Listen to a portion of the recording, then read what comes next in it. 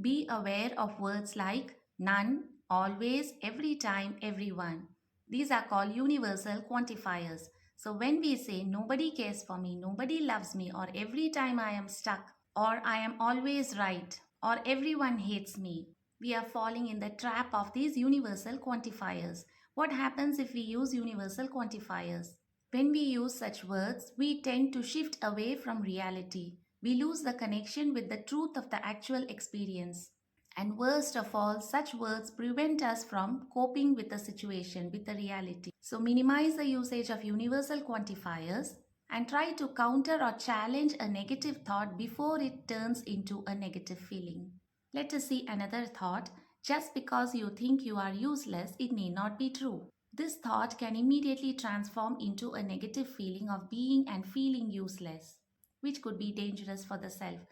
So, immediately engage your body in some meaningful activity, in some useful activity. Just do something, move your body, be creative. Just because you think you are unimportant, it need not be true. This is more than a thought or a negative feeling, it is a misbelief. Do some inner cleansing work to release the misbeliefs. Let us see some more unhealthy thoughts, this time cognitive errors.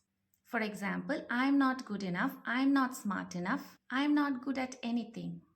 With one or two small negative experiences, the mind has generalized the whole thing and it has taken it as a representation of a whole category.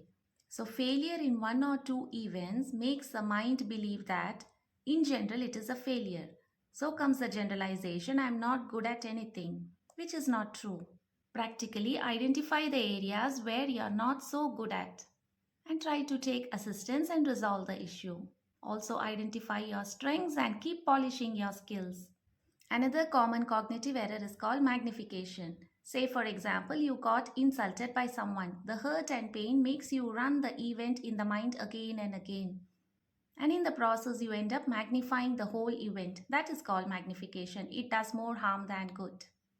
Sometimes magnification and generalization happens together. That is called catastrophizing. For example, you called your spouse and the spouse did not pick your call. Instead of thinking logically, immediately there can be a flow of negative thoughts. It can be like this: my spouse doesn't value me. I am not important to him or her.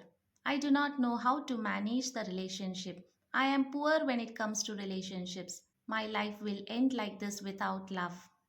Likewise, mind can build up so many negative thoughts. The first part was the fact spouse did not pick the call. What followed was exaggeration. Separate the two and address the fact. Why is thought so very important? Why do we need to pick a negative thought at the very beginning itself? Because it is a thought that gets converted into a feeling. Feeling becomes an action, and action over time becomes a behavior. Also, how we choose to think about a person or an event, based on that is our attitude. Choose to have the right attitude. The power of silence, the strength of honesty, the spirit of leadership are excellent attitudes to possess.